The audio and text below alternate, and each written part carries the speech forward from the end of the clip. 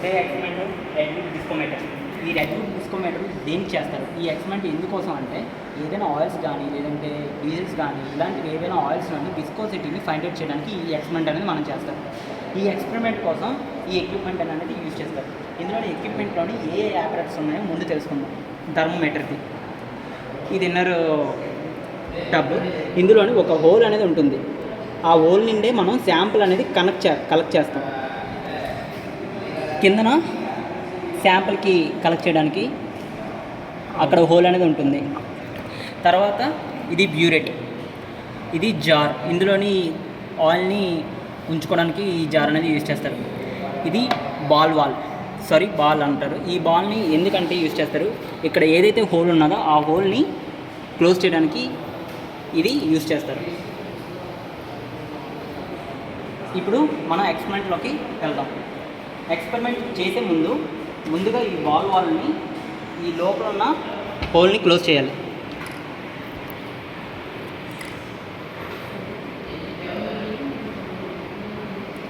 Close చేసాం. ఇప్పుడు థర్మోమీటర్ని ఇందులో సెట్ చేయాలి. సెట్ చేసిన తర్వాత ఒక ఆయిల్ తీసుకోవాలి. ఆయిల్ తీసుకొని ఆయిల్ అనేది ఇందులోని ఫిల్అప్ చేయాలి.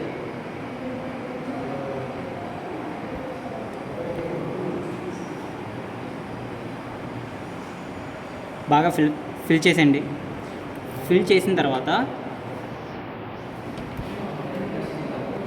ఇనిషియల్ టెంపరేచర్ ఎంత ఉందో ఈ ఆయిల్ది ముందు చూసుకోవాలి. కరెక్ట్గా మనం చూసుకుంటే ఇక్కడ రెడ్ మార్క్ ఏదైతే థర్మోమీటర్లో ఉన్నదో అదే ఆ రెడ్ మార్క్ ఏదైతే చూపెడుతుందో అదే మనకి దాని ఆయిల్ యొక్క ఇనిషియల్ టెంపరేచర్. ఇది కరెక్ట్గా 38 ఉన్నది. ఇనిషియల్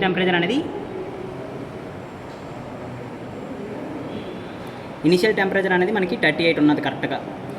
ఇప్పుడు ఏదైతే 38 టెంపరేచర్ అయితే ఉన్నదో స్విచ్ ఆన్ చేసి ఒక 1 డిగ్రీ ఆఫ్ టెంపరేచర్ని మనం రైజ్ చేయాలి. కరెక్ట్గా చూడండి, 38 నుండి 39 దాకా.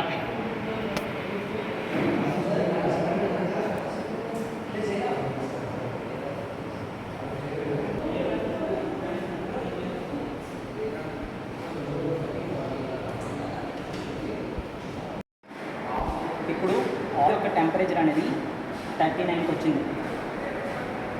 ఇనిషియల్గా 38 దాకా ఉన్నది, ఇప్పుడు 1 డిగ్రీ పెరిగింది.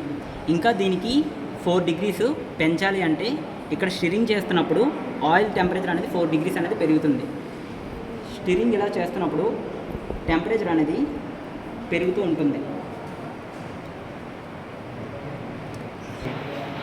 ఇప్పుడు చూసుకుంటే ఇలా స్టిరింగ్ చేయడం వల్ల మనకి హీట్ అనేది యూనిఫామ్గా పెరుగుతూ ఉంటుంది. టెంపరేచర్ చూస్తే ఇప్పుడు మనకి 43కి వచ్చింది. సో ఇప్పుడు మనం శాంపుల్ని కలెక్ట్ చేయాలి. దానికోసం బ్యూరెట్ని యూజ్ చేసుకోవాలి. బ్యూరెట్ని కరెక్ట్గా ఈ హోల్ కింద కరెక్ట్గా పెట్టాలి. ఎందుకంటే మనం శాంపుల్ కలెక్ట్ చేస్తున్నప్పుడు కరెక్ట్గా ఈ పొజిషన్లో బ్యూరెట్లో పడుతుందా లేదా చెక్ చేయాలి.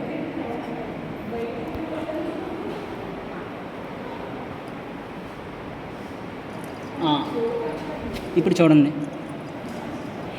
ఇక్కడ శాంపుల్ని కలెక్ట్ చేస్తున్నప్పుడు ఆ బ్యూరెట్లోని ఒక గీత వరకు అంటే ఒక లిమిట్ వరకు మాత్రమే కలెక్ట్ చేయాలి శాంపుల్ని.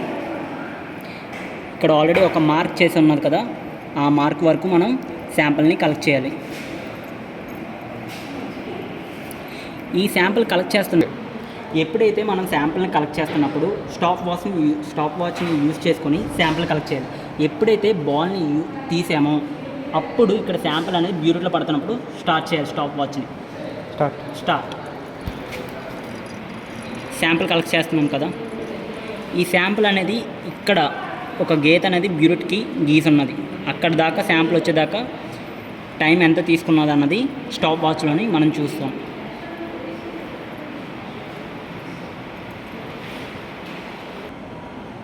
ఇంత టైంలోని ఇక్కడ ఉన్న శాంపుల్ని కలెక్ట్ చేసాం. ఈ శాంపుల్ చూడండి, ఇక్కడ ఈ శాంపుల్ని కలెక్ట్ చేయడానికి ఇంత టైం పట్టింది. అంటే విస్కోసిటీ టైం పెరుగుతున్న కొద్దీ, అంటే ఇదే ప్రొసీజర్ని 2-3 సార్లు చేస్తున్నప్పుడు టైం పెరుగుతుందా టైం తగ్గుతుందా, శాంపుల్ కలెక్ట్ చేయడానికి ఎంత టైం పడుతుంది, ఆ డిఫరెన్సెస్ బట్టి. అంటే టైం తగ్గింది అంటే విస్కోసిటీ తగ్గింది అని అర్థం, టైం పెరిగింది అంటే విస్కోసిటీ ఇంకా పెరిగింది అని అర్థం. ఇదే ఈ ఎక్స్పెరిమెంట్ మొత్తం.